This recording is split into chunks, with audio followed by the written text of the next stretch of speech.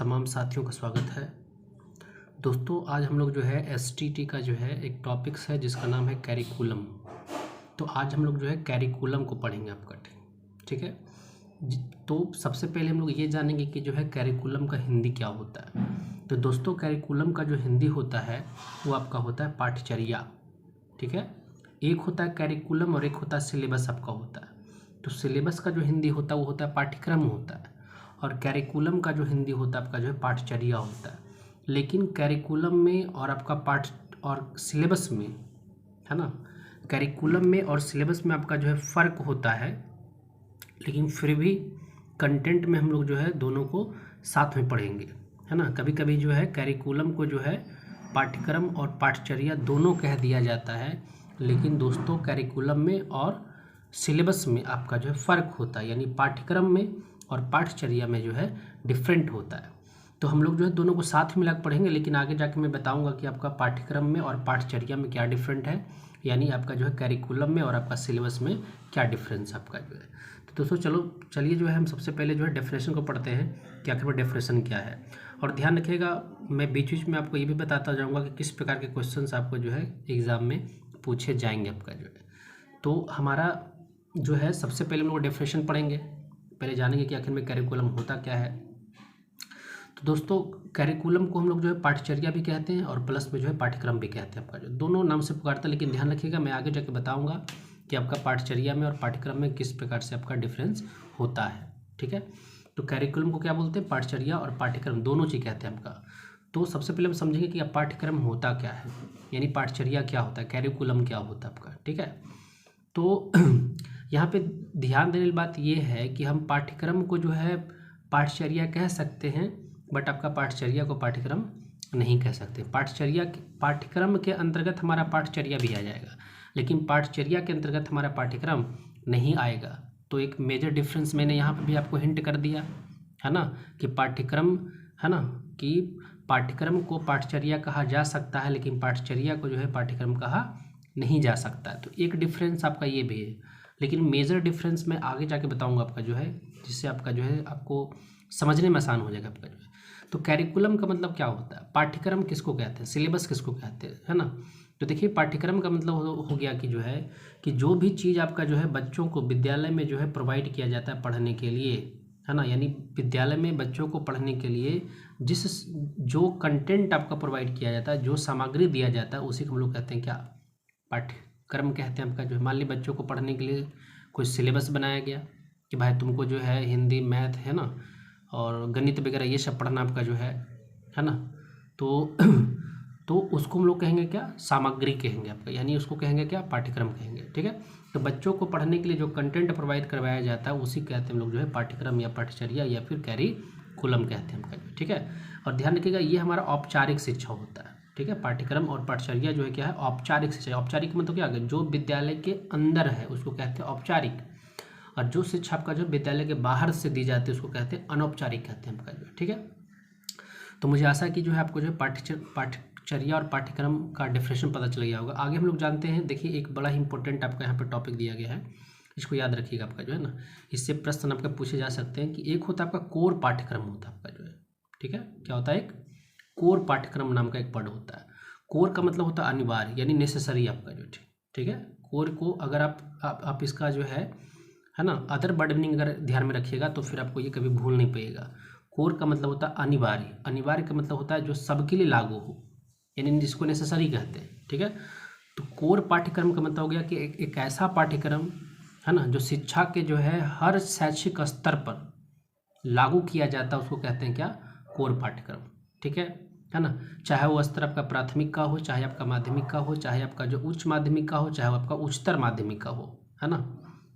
तो इन स्तर पे जो है ना, एक ऐसा पाठ्यक्रम लागू किया जाता है जो सबके लिए क्या होता है, अनिवार्य होता है।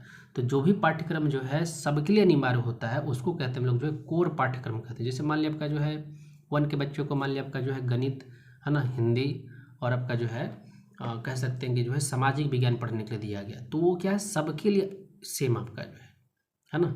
उसी प्रकार से 2 में भी आपका जो है, 3 में भी, 4 में भी, 5 में, है ना। उसी प्रकार से अगर मिडल में चले आपका जो है मिडल स्तर पे चलेंगे जो है, तो मिडल स्तर पे भी क्या किया गया, सिलेबस को जो है स्पेसिफिक कर दिया गया है कि भाई आपको ये 5 प्रकार की बुक आपको जो है पढ़ना है ना।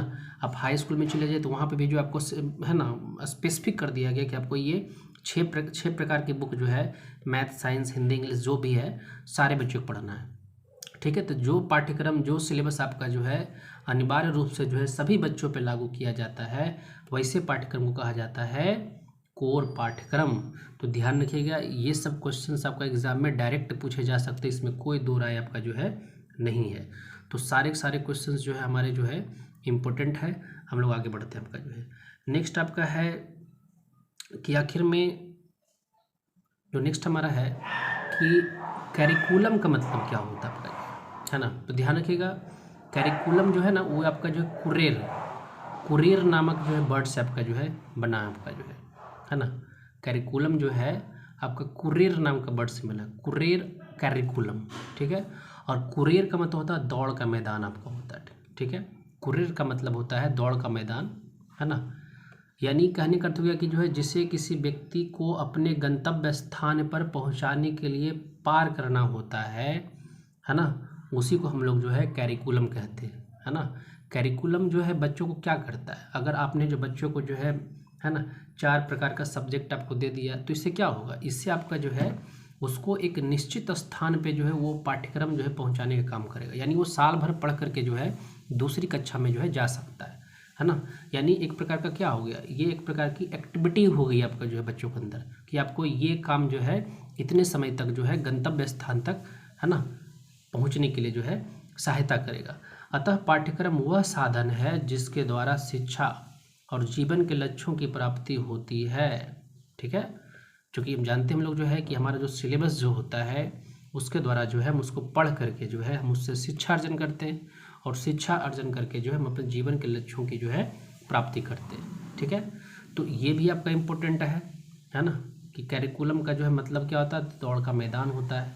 ठीक है, और ये जो है कैरिकुलम जो है बच्चों को जो है शिक्षा और जीवन के लक्ष्यों की प्राप्ति में जो है मदद करता है।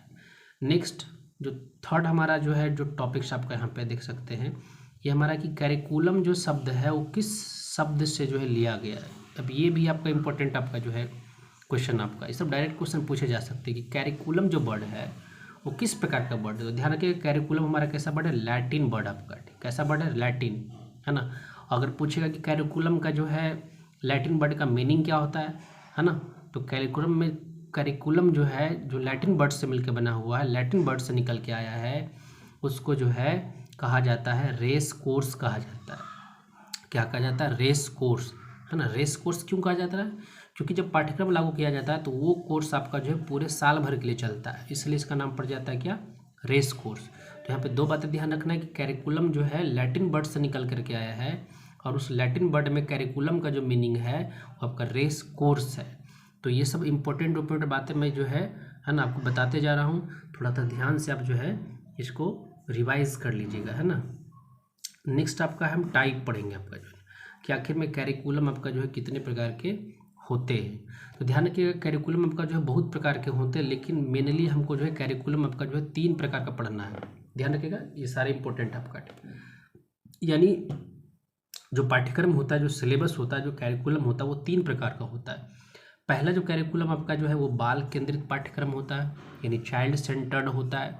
ध्यान रखिएगा, सबसे अगर पूछा जाए कि सबसे बेहतरीन पाठ्यक्रम कौन सा होता है तो ध्यान रखिएगा उसको बोलिएगा बाल केंद्रित, यानी जो पाठ्यक्रम जो है बालक के केंद्र में रख करके बनाया जाता है, बच्चों को केंद्र में रख के बनाया जाता है, उसको कहते हैं हम लोग जो है बाल केंद्रित पाठ्यक्रम। बाल केंद्रित पाठ्यक्रम का मतलब हो गया कि जो है एक ऐसा पाठ्यक्रम बनाया जाए जो हर बच्चों के लिए क्या सुलभ हो, आसान हो, जिससे पढ़ के जो है सभी अपने गंतव्य स्थान तक अपने लक्ष्यों को जो है प्राप्त कर पाए आपका जो है। ठीक है, उसके बाद हमारा है दूसरा जो हमारा जो पाठ्यक्रम होता है उसको कहते हैं सब्जेक्ट सेंटर्ड कहते हैं आपका जो, यानी इसको कहते हैं विषय केंद्रित पाठ्यक्रम आपका जो है। सब्जेक्ट सेंटर्ड पाठ्यक्रम का मतलब हो गया कि जिस करिकुलम में जो है, जिस सिलेबस में जो है सब्जेक्ट की भूमिका ज़्यादा होती है ना, यानी सब्जेक्ट को सेंटर में रख के बनाया गया तो उसका नाम पड़ गया क्या, सब्जेक्ट सेंटर। जो चाइल्ड के जो है को सेंटर में रख के बनाया जाता है ना, उसको कहा जाता है चाइल्ड सेंटर्ड पाठ्यक्रम। लेकिन ध्यान रखिएगा, जो हायर एजुकेशन की जो क्लासेस होती है वहाँ पे जो आपका जो है जो पाठ्यक्रम होता है वो विषय केंद्रित आपका होता है ना। तो बड़े बड़े क्लासेस में जो है विषय केंद्रित पाठ्यक्रम को लागू किया जाता है आपका जो है। और थर्ड हमारा जो जो कैरिकुलम आपका है वो है क्रिया केंद्रित पाठ्यक्रम आपका जो है ना, या कार्य केंद्रित पाठ्यक्रम, वर्क या एक्टिविटी सेंटर्ड आपका जो है कैरिकुलम आपका जो है। ठीक है, तो सिंपल सी बात है ना, जिस पाठ्यक्रम को लागू करने में काम को जो है सेंटर में रखा जाता है, एक्टिविटी को सेंटर में रखा जाता है, उसको कहते हैं हम लोग जो है कार्य या क्रिया केंद्रित पाठ्यक्रम। तो ये 3 प्रकार के पाठ्यक्रम में ध्यान रखिएगा। इसमें सबसे ज़्यादा इंपॉर्टेंट आपका जो है बाल केंद्रित आपका डायरेक्ट क्वेश्चन पूछे जा सकते हैं, है ना, कि निम्नलिखित में से जो है सबसे कह सकते हैं कि बेहतरीन पाठ्यक्रम कौन सा होता है, तो हो जाएगा बाल केंद्रित, है ना। चाइल्ड सेंटर्ड कैरिकुलम जो है सबसे बेहतरीन होता है, जो पाठ्यक्रम बच्चों की जो है ना अनुसार आपका जो बनाए जाते हैं आपका जो है। नेक्स्ट हमारा क्वेश्चन है, नेक्स्ट हमारा टॉपिक्स आपका जो है ऑब्जेक्टिव्स, यानी कहने का अर्थ हो गया कि जो है आखिर में कैरिकुलम के जो है क्या ऑब्जेक्टिव्स आपका, क्या उद्देश्य उसके आपका जो, ठीक है। तो ध्यान रखिएगा कि पाठ्यक्रम का मुख्य उद्देश्य जो है विषय वस्तु को शामिल करके जो है बच्चे का समग्र विकास करना होता है। सिंपल सी बात आपका जो है, आखिर में हम लोग जो है सिलेबस क्यों बनाते हैं, है ना, पाठ्यक्रम जो है हमारा जो सिलेबस जो है उसको हम क्यों प्रोवाइड करते हैं बच्चों को, ताकि बच्चे का जो है व्यक्तित्व का विकास हो, उसकी पर्सनालिटी का डेवलपमेंट आपका जो कि छात्रों के समग्र विकास में जो है भूमिका निभाए आपका, ठीक है। तो पाठ्यक्रम लागू करने का सिर्फ एक ही पर्पस होता है कि बच्चों का विकास करना, उसके व्यक्तित्व का विकास करना, उसके जो है मेंटल पावर को बढ़ाना आपका जो है ना, उसको लक्ष्य तक पहुंचाना। ये सब सारे जो है ऑब्जेक्टिव्स बेनिफिट हैं पाठ्यक्रम के। तो ध्यान रखिएगा पाठ्यक्रम में जो है पाठ्यक्रम को जो है कक्षा में शामिल करने का जो है 3 उद्देश्य हमारा होता है। पहला उद्देश्य हमारा संज्ञानात्मक होता है आपका जो है ना। संज्ञानात्मक का मतलब हो गया कि जिस उद्देश्य में बच्चों को हम जो है नॉलेज देने का काम करते हैं उसको कहते हैं हम लोग जो है संज्ञानात्मक, ज्ञान देने का काम करते हैं आपका जो, है ना।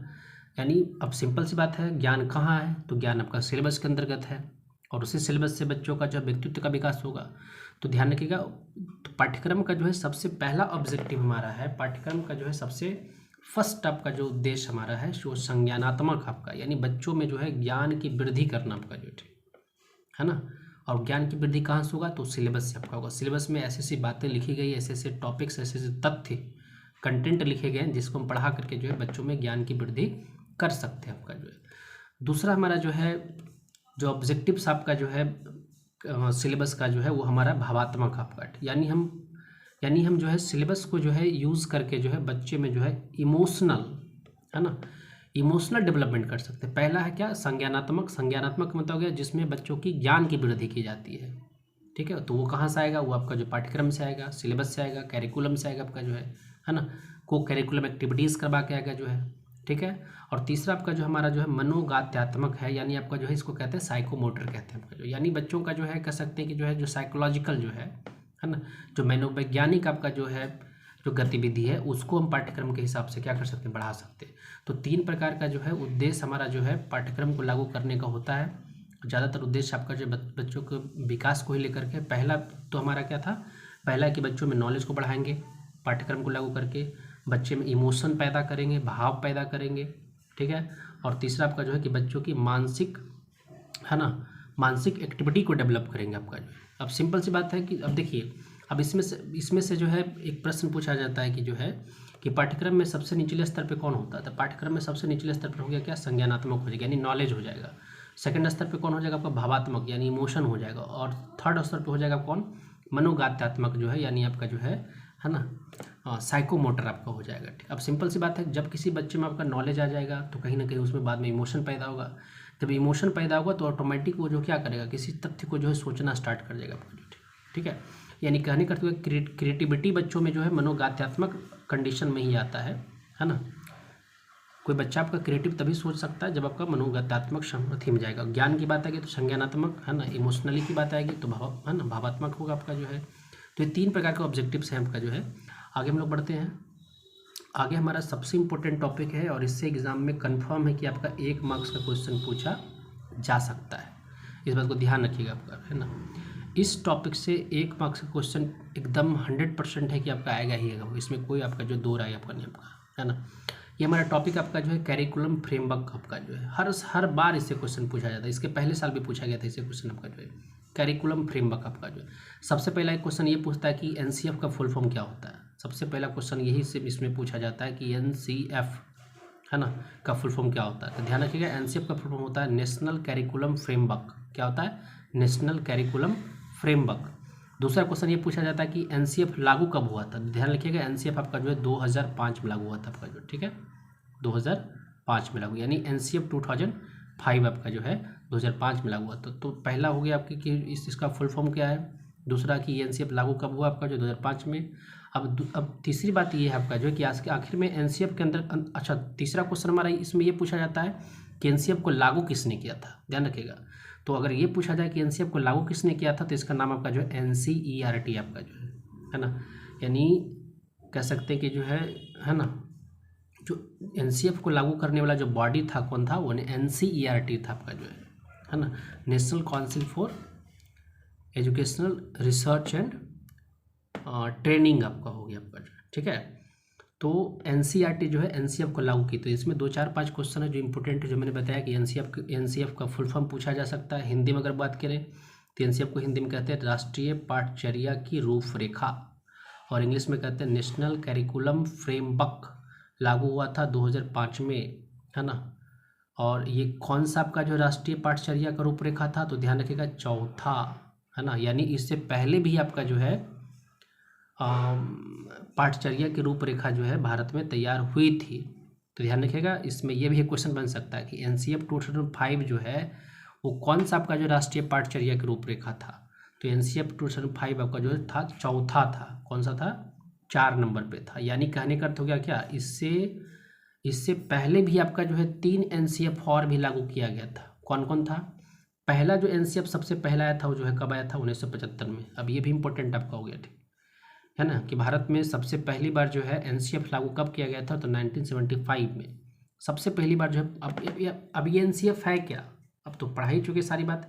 एनसीएफ आपका एक फ्रेमवर्क आपका है ना, जो क्या करता है पूरे भारत में जो है पाठचर्या को जो है सिलेबस को जो है लागू करता है हर विद्यालय में आपका। आप कहोगे कि सर इसमें लागू करवाने का काम कौन करता है, तो ध्यान रखिएगा एनसीएफ को लागू करवाने का काम जो है, पाठचर्या को लागू करवाने का काम आपका जो है 2 बॉडी का है। एक बॉडी का मैं नाम बता देता हूँ, एक मैं थोड़ा भूल रहा हूँ, हमारा सीबीएसई, है ना। जो हमारे सीबीएसई जो बोर्ड होता है, तो सीबीएसई ही जो है क्या करता है पूरे भारत में जो है पाठचर्या को लागू करने का आज के टाइम में काम करता है। एक बॉडी और है, मैं उसका नाम थोड़ा भूल रहा हूँ आपका जो है ना। तो सीबीएसई जो है एनसीएफ को लागू करवाती है। तो पहला एनसीएफ लागू हुआ था 1975 में। अगर ये पूछ दिया जाए कि एनसीएफ पहली बार लागू कब हुआ आपका भारत में, तो 1975 में। दूसरा एनसीएफ लागू हुआ कब? 1988 में लागू हुआ। और तीसरा एनसीएफ लागू कब हुआ? 2000 में हुआ। और ये जो 2005 वाली जो एनसीएफ थी हमारी जो है वो चौथी एनसीएफ थी, जिसको एनसीईआरटी ने जो क्या किया, लागू किया। लेकिन है ना लेकिन लागू करवाने का काम कौन करता है? सीबीएसई करता है। लेकिन एनसीएफ 2005 कौन लॉन्च किया? तो एनसीईआरटी लॉन्च किया। ध्यान रखिएगा आपका जो, ठीक है, बनाने का काम आपका जो है सीबीएसई का होता है। लेकिन अगर 2005 की बात कहें कि 2005 की एनसीएफ को किसने तैयार किया था, तो एनसीईआरटी तैयार किया था आपका, ठीक है। अब है कि आखिर में एनसीएफ के अंतर्गत बातें क्या क्या कहेगी आपका जो है, ठीक है। तो इसमें जितना भी सारा क्वेश्चन है सारा इंपॉर्टेंट है, ध्यान रखिएगा इस बात का जो है। सारे क्वेश्चन को मैंने जो है एक एक करके बता दिया आपका जो है। अब बात है कि आखिर में एनसीएफ के अंदर क्या क्या बातें की गई आपका, है ना। तो सिंपल सी बात है, एनसीएफ हमारा क्या है, एक प्रकार की पाठचर्या की रूपरेखा है। तो पाठचर्या पे ये बात करेगा आपका जो है। तो कह रहा है कि एनसीएफ 2005 के अनुसार जो है प्राथमिक स्तर में शिक्षण कार्य की भाषा क्या होनी चाहिए? मातृभाषा होनी चाहिए। यानी मदर टंग में जो है, मदर लैंग्वेज में जो है, जो प्राथमिक स्तर की जो शिक्षण होनी चाहिए, जो टीचिंग होनी चाहिए, वो आपका मातृभाषा में होना चाहिए, ठीक है। कर अभिभावकों को समझाया जाए कि बच्चों को छोटी उम्र में निपुण बनाने की इच्छा न रखें आपका जो, क्योंकि आजकल के पेरेंट्स जो है बड़ा फैशनेबल होता है, वो चाहता है कि हमारा बच्चा एकदम 2 साल या 4 साल के अंतर्गत ही जो है मोटी मोटी बुक को क्या करे, ख़त्म कर दे। तो इस बात को एनसीएफ में बोला गया, साफ कहा गया कि पेरेंट्स को एकदम समझाइए, पेरेंट्स को टीचर, है ना, गाइडलाइंस दे के जो है बच्चों को हमको ज़्यादा निपुण नहीं बनाना छोटे एज में आपका जो है, क्योंकि बच्चा उम्र के साथ ही निपुण हो सकता है आपका जो है ना। जैसे जैसे बच्चे की उम्र बढ़ेगी उसके अंदर जो है क्वालिटी स्किल आपका क्या होगा, बढ़ता जाएगा। कह कि मोटी किताब शिक्षा प्रणाली की असफलता का प्रतीक है। ये बात जो है एनसीएफ 2005 ने हर पेरेंट्स को कहा आपका कि आप ये नहीं समझे कि बचपन में ही आपने उसको जो बड़ी बड़ी मोटी मोटी किताब पढ़ा दी तो बच्चा आपका निपुण कहला जाएगा। नहीं, ऐसी बात नहीं है आपका जो है। अरे जैसे जैसे उसका एज बढ़ेगा उस प्रकार से आपके उसके अंदर निपुणता आएगी, वो मोटी मोटी बुक को पढ़ेगा। लेकिन अगर पहले आप इस प्रकार की प्रोसेस करवा दिए तो कहीं ना कहीं आपका बच्चा क्या है, वो असफलता की ओर जा रहा है, आपको लग रहा है कि सफल हो रहा है लेकिन वो असफलता की ओर जा रहा है, ठीक है। तो इससे सारे क्वेश्चन इंपॉर्टेंट है, थोड़ा सा आप जो देख लीजिएगा, है ना। मैंने अपने हिसाब से बता दिया है जो है, और कहीं पे दिक्कत हो आप हमारे कमेंट बॉक्स में लिख सकते हैं। अगर आपको किसी और टॉपिक्स पे वीडियो चाहिए तो फिर आप कमेंट बॉक्स में मेरे लिख करके बताइए, मैं आपके लिए हाजिर रहूँगा आपका जो है। और साथ में आप हमारा टेलीग्राम का चैनल भी जो है ज्वाइन कर लीजिए, क्योंकि सारी अपडेट्स आपका वहीं दी जाएगी। और टेलीग्राम का चैनल का जो लिंक है वो हमारा डिस्क्रिप्शन बॉक्स में दिया गया, वहाँ से ज्वाइन कर सकते हैं आपका जो है, ठीक है। नेक्स्ट ये भी इंपॉर्टेंट है कि आखिर में फादर ऑफ आपका जो है कैरिकुलम किसको कहा जाता है, ठीक है। तो the curriculum of father of curriculum जो है वो जॉन डेवी साहब को कहा जाता है, ध्यान रखिएगा, है ना। जॉन डेवी को जो है फादर ऑफ कैरिकुलम कहा जाता है, ये सब डायरेक्ट याद कर लीजिएगा आपका, ठीक है। जॉन, है ना, द फादर ऑफ कैरिकुलम किसको कहा जाता है, जॉन डेवी को कहा जाता है, ठीक है। अब हम नेक्स्ट की तरफ बढ़ते हैं। जो मैंने फर्स्ट में बात किया था कि आखिर में, है ना, डिफरेंस क्या है ना। अब देखिए यहाँ पर डिफरेंसेस आ रहा है आपका जो है कि आखिर में हमने बताया कि फर्स्ट में बताया कि कैरिकुलम का हिंदी होता है आपका जो है पाठचर्या, और सिलेबस का हिंदी होता है पाठ्यक्रम। ध्यान रखिएगा, यहाँ पे दो बार देखिए लिखा हुआ आपका जो है पाठ्यक्रम और एक है आपका पाठचर्या। मैंने फर्स्ट में एक डिफरेंस बताया था, है ना, कि पाठचर्या को आप पाठ्यक्रम कह सकते हो, लेकिन पाठ्यक्रम को जो है पाठचर्या कहा नहीं जा सकता। अब इस बात को समझिए क्या कहना चाह रहा है। पाठ्यक्रम का तो एक तो मतलब इसका हिंदी निकल गया कि भाई पाठ्यक्रम को कहा जाएगा, क्या कहा जाएगा, सिलेबस कहा जाएगा, है ना। दूसरा बात तो क्या हो गया कि पाठचर्या को इंग्लिश में क्या कहते हैं, कैरिकुलम कहते हैं आपका जो टॉपिक्स हमारा आपका, ठीक है। तो पहला डिफरेंस उसके इंग्लिश के बेसिस पे कि पाठ्यक्रम क्या है, सिलेबस है, पाठचर्या क्या है। अब देखिए, अब है दोनों डिफरेंट क्या है। अब सिंपल सी बात है, मैंने फर्स्ट में बताया था कि पाठ्यक्रम जो सिलेबस होता है 3 प्रकार का होता है। एक चाइल्ड सेंटर्ड था, है ना, दूसरा था आपका जो है सिलेबस सेंटर्ड था, और तीसरा आपका जो था वर्क सेंटर्ड था आपका जो है। तो ध्यान रखिएगा, पाठ्यक्रम का जो निर्माण किया जाता है उसमें मुख्य रूप से जो है बाल केंद्रित होता है, समझ में आ रहा है। पाठ्यक्रम हमेशा क्या होता है, बाल केंद्रित होता है आपका जो है। सिलेबस हमेशा जो है बालकों को सेंटर में रख के बनाया जाता है, लेकिन ध्यान रखिएगा जो कैरिकुलम जो होता है, जो पाठचर्या होता है, वो समाज केंद्रित होता है आपका जो है। ये मेजर डिफरेंस आपका जो है। ये सब प्रश्न डायरेक्ट आपका क्वेश्चन में पूछे जा सकते हैं, आपका एग्जाम में पूछे जा सकते हैं आपका। कह रहा है कि पाठ्यक्रम का जो संबंध होता है, जो सिलेबस का संबंध होता है, केवल शिक्षक और विद्यार्थी से ही होता है। सिंपल सी बात आपका जो है ना। जो सिलेबस हम लोग स्कूल में पढ़ाते हैं क्या होता है, उसका रिलेशन किससे है, उससे उसका रिलेशन सिर्फ आपका जो है टीचर जो उसको पढ़ाएगा, और बच्चा जो उसको समझेगा आपका जो है, बनाएगा उसको जो है। तो सिलेबस का सिर्फ संबंध किसके साथ है, टीचर के साथ है, और प्लस में जो है बच्चे के साथ है। क्योंकि उसका जो है ना, जो सेंटर पॉइंट पे कौन है, सेंटर पॉइंट पे हमारा जो है चाइल्ड आपका। तो पाठ्यक्रम जो है चाइल्ड सेंटर्ड होता है। दूसरी बात, पाठ्यक्रम का संबंध आपका शिक्षक और विद्यार्थी से होता है। परंतु हमने बताया कि पाठचर्या जो होता है क्या होता है, वो समाज केंद्रित होता है, यानी सोशल सेंटर्ड आपका होता है आपका जो है। अब सिंपल सी बात है, जब हमारा पाठचर्या आपका जो है समाज केंद्रित है, तो इसका संबंध शिक्षक से भी होगा, इसका संबंध विद्यार्थी के साथ भी होगा, इसका संबंध विद्यालय के अन्य कर्मचारियों प्लस में समाज के सभी व्यक्तियों के साथ होगा, है ना। इसलिए मैं कह रहा था कि जो है कि पाठचर्या को जो है पाठ्यक्रम कहा जा सकता है, क्योंकि पाठचर्या में पाठ्यक्रम भी आ जाएगा, लेकिन पाठ्यक्रम को पाठचर्या कहा नहीं जा सकता आपका जो है। इस बात को ध्यान रखिएगा आपका जो है। अब इसको नॉर्मल समझिए कि आपका जो है, जो टीचर आपका जो है बच्चों को क्लास में पढ़ाता है उसको कहते हैं क्या, पाठ्यक्रम कहते हैं आपका जो है, ठीक है। और जो टीचर जो है बच्चे को क्लास के बाहर, जिसको आप अनौपचारिक भी कह सकते हो आपका जो है ना, क्लास के बाहर जो है एक्टिविटी के माध्यम से पढ़ाता है, वो हमारा पाठचर्या हो गया।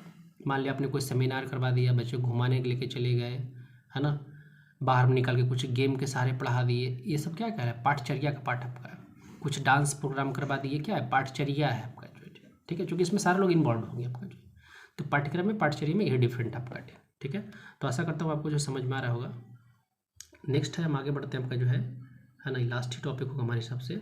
नेक्स्ट आपका जो एलिमेंट्स आपका जो है ना, एलिमेंट्स का मतलब हो गया कि आखिर में जो है पाठ्यक्रम के कौन कौन से घटक होते हैं आपका जो है ना, यानी एक पाठ्यक्रम को बनाने में किन किन चीज़ों का ध्यान में रखा जाता है, किन किन चीज़ों से मिल करके एक पाठ्यक्रम बनता है। एलिमेंट का मतलब हो गया क्या, है ना, कंपोनेंट्स हो गया आपका जो, यानी पाठ्यक्रम को बनाने के लिए जो है, सिलेबस को बनाने के लिए किन किन चीज़ों को आपस में मिलाया जाता है ना, किन किन चीज़ों से मिलकर सिलेबस हमारा बना होता है। ध्यान रखिएगा, सिलेबस बनाने में 3 चीज़ का ख्याल रखा जाता है।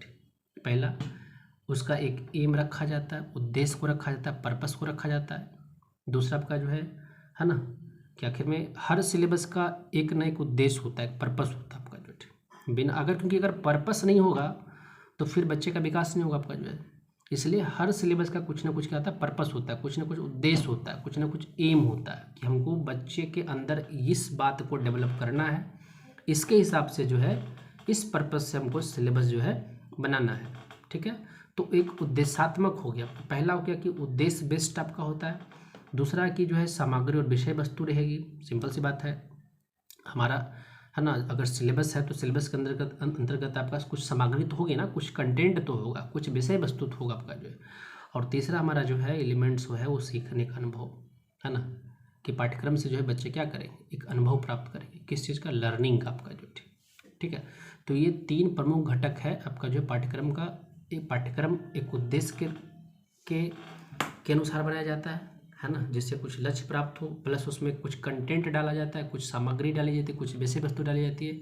और विषय वस्तु डालने के बाद जो है पढ़ने के बाद उससे क्या होगा, बच्चों के एक अनुभव आएगा, है ना, उससे कुछ बच्चे सीखेंगे। तो ये 3 चीज़ आपका जो है ना, पाठ्यक्रम के अंतर्गत आपका जो है उस घटक में आते हैं। नेक्स्ट हम लोग आगे बढ़ेंगे, है ना। चलिए, ये हमारा जो लास्ट था जो है, तो मैं आप लोग से जो है एक गुजारिश करूँगा, अगर आपको ये वीडियो अच्छा लगा हो तो कुछ नहीं कीजिए, है ना। अगर आपको लाइक, सब्सक्राइब या फिर शेयर करना तो कर सकते हैं। और यहाँ से मेरा जो टेलीग्राम का चैनल आपका जो है, आप यहाँ से टेलीग्राम का चैनल को ज्वाइन कर लें और